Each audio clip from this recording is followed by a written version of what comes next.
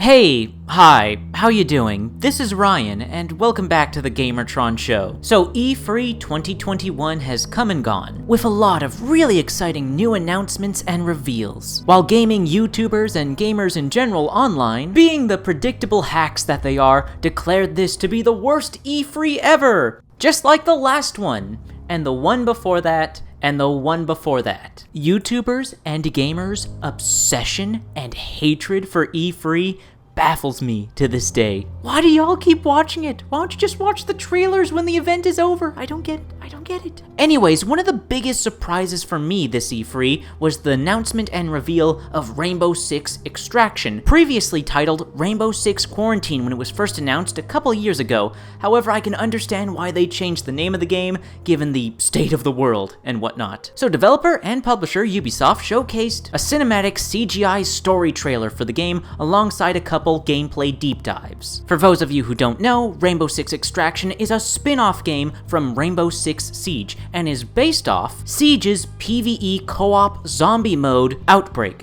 which was part of a massive Halloween event going on in the game back in 2018. Oh god, Outbreak happened in 2018? It's been 3 years since that event happened in Siege and I last played it? Oh my god, I'm getting so old! It's clear now that after the Halloween event and the success and popularity of the Outbreak game mode, Ubisoft saw the potential for a standalone, spin-off, co-op zombie game set in the Rainbow Six Siege universe using the already developed assets they have for Siege. Alright, cool, I'm down for that. Makes business sense to me, and I'm all for reusing perfectly good assets and making spin-off games for them. I want more spin-off video games. We don't nearly have enough. There's so much great untapped potential for spin-off video games that just isn't being seized upon. And anyone who had any interest in this game when it was first announced as Rainbow Six Quarantine, we all knew what we were getting into. We knew what this was. We knew this was the spiritual successor, the evolution of the Outbreak game mode, being developed as its own separate, standalone video game. So I am just baffled, truly baffled, at Rainbow Six Extraction's reception online. What the fuck? What is happening? What is going on here? So the main complaint, I think, based on what information I've been able to gather from the comment sections of these various videos, is that people don't like and are offended at the fact that this game costs $60. People are upset that Rainbow Six Extraction is a fully priced game. Okay, based off what exactly? I just want specifics. I want details. I want actual arguments here. Because so far, all I'm seeing is emotional outbursts. But I guess for the time being right now, I have to be the one to make actual logical arguments for you. Okay, let's go. So let's say you're upset that Rainbow Six Siege Extractions is $60, but it doesn't have enough content at launch. Well, how much content is going to be in the game at launch? What you'll see at the top there is the Orpheus Research Center. The developers call this the environment, and the environment is split into 3 different maps. There's going to be a total of 4 environments at launch with 12 maps, so 3 maps per environment. And you can see that the threat level of this environment is moderate or 1 out of 4, so this is basically the easiest possible version you could be playing. And I don't know if the difficulty is based on like playlist or if it's based on each environment has its own difficulty, but certainly there's going to be a bit of variety in there. I did also press them on what game modes will be available, and they simply said 3-player co-op or solo mode, and there will be a campaign. I wasn't able to get anything else out of them anyway. You can see that we have the mission control, the employee quarters, and the observatory, and that each of these sections has a difficulty level, of course going from easy to hard, so you start up in the easier area and it gets progressively harder as you go through. Each place also has an objective, and this is very good, so when you actually load in, you can already see the objectives, and this means you can then pick operators you think might actually go well with those different objective types. But those objectives are optional. You can load into a map, you can go into a section and go, I don't want to do this objective, and actually go through the airlock to the next section. So you might be just wanting to do, say, a rescue of an operator, so you can just do that, and then you can get the heck out. And it's kind of cool that it has that freedom to do whatever you want. And then under that, you've got the parasite mutations, which I expect are difficulty and gameplay modifiers like skulls in Halo that really add a lot of replayability to stuff like the Halo games. So I'm assuming this is what we're going to see here. Maybe in different playlists there'll be certain things on, or maybe if you can load up custom games you can switch different things on or off. So let's move on to operator selection. So of course in this demo we have a choice of 9 operators, but as you can see there is definitely a lot more room for more operators. So I expect a lot of operators in the long term, especially if they go with like a seasonal thing, similar to Siege where they might add say 2 operators every 3 months. And then on the right hand side you'll notice that of course we're playing Alibi. She is considered to be our lure and recon operator, and she's got 100 HP. If your operator gets injured in a mission, they will go down in HP, and if they get captured, they will actually go MIA and you have to go and rescue them. And you'll notice that Alibi is a 3-speed 1 armor operator, just like she is in Siege. However, you'll notice that there is multiple grade bars, and this is because you can level up your operator, so you can get them up to be a 5-speed operator or even a 5 armor operator. This is from leveling up your character, but also taking different gear options as well. You'll also notice that the main gadget can also be upgraded to a maximum of level 4. So presumably this gadget can do other things when it's upgraded. So maybe like it'll damage enemies that attack it or stuff like that. So there is going to be a lot of progression options. Well, alright then. So, what's wrong with any of that? Is that not enough maps? Not enough modes? Not enough playable characters? Not enough progression systems? Like, if it's all not enough, like, what would be the appropriate number of all these things to justify the $60? Because keep in mind, Extraction is going to be a live service video game, so it will get future free content updates. So you're getting a bit more bang for your buck if you consider the game's live service future and support. But again, if that's not an appropriate amount of content at launch for a video game being priced at $60, then what would be the appropriate amount of all these things to justify the price tag? Give me numbers, give me facts, give me reasons, give me references, give me citations. Come on, people. Help me understand. Now let's make another argument on your behalf. Let's say you're upset that Extraction costs $60 because it's reusing assets from Siege. Okay. What's wrong with reusing assets?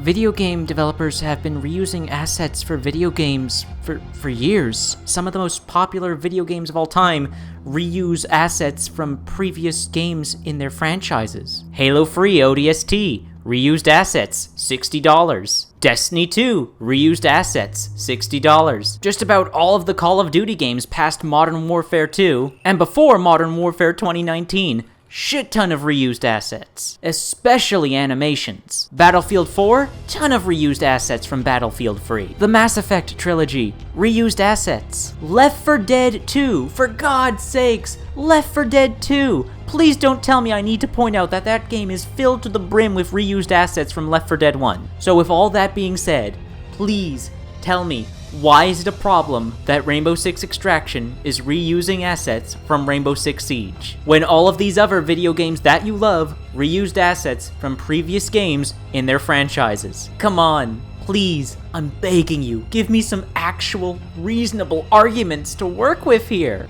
Okay, so besides the price tag, what are some of the other criticisms being made towards Rainbow Six Extraction? Okay.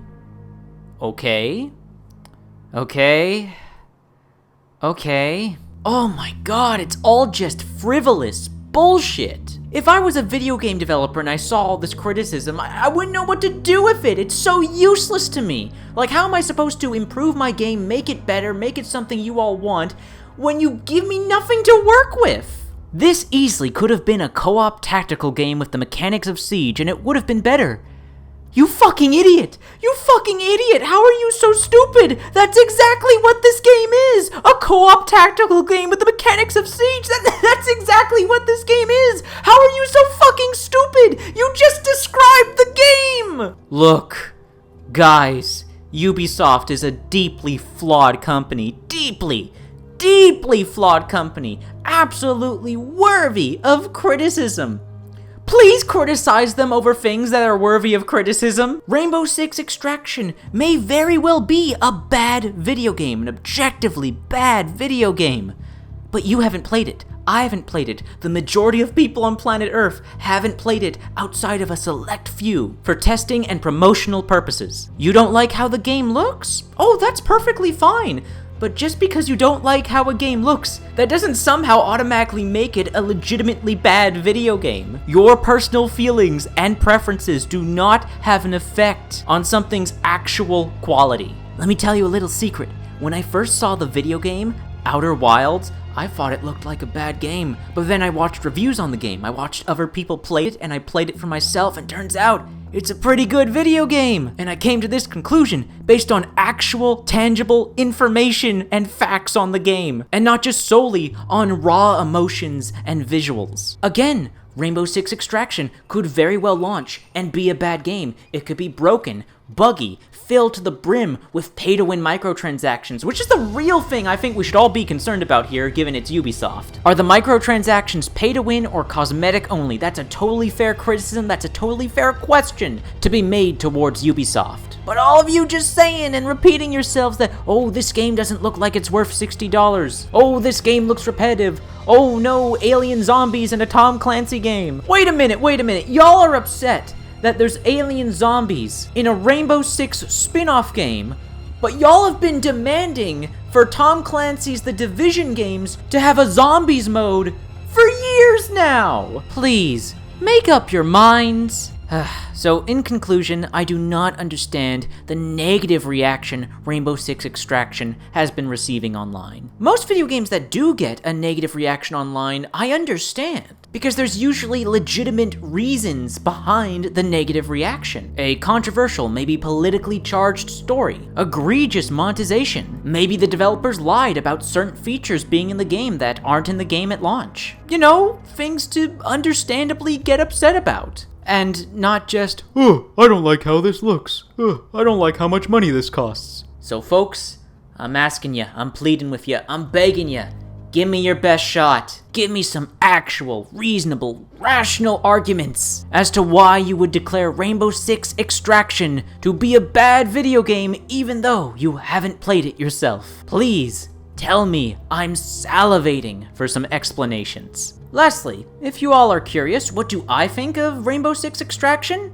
I personally like what I've seen so far. I really like Rainbow Six Siege, and Extraction is a PvE co-op spin-off. And if any of you know anything about me, you know I prefer co-op PvE over PvP. So I'm certainly the type of player this game is appealing to, but I'm not saying that Extraction is going to be a good game. I like what I've seen, but I need to play it for myself before I come to any conclusions. But again, I do like what I see. I am still, however, going to wait for the launch day reviews and see what the state of the game is at launch before I commit to any purchase. Nonetheless, I hope Rainbow Six Extraction turns out to be a good video game, a great video game even. I always enjoy playing new co-op PvE games with friends, and I would be thrilled to have yet another excellent addition to add to the collection. Anyways, that's been a video. Thank you for watching. If you liked the video in any way, shape, or form, please be sure to hit the like button. If you want to help out and support this video, then please share it on social media, Twitter, Facebook, and Reddit. And if you want to help out and support me directly, well, there's always my Ko-fi and Patreon links in the description down below. Anyways, once again, that's been a video, and I'll see you all later.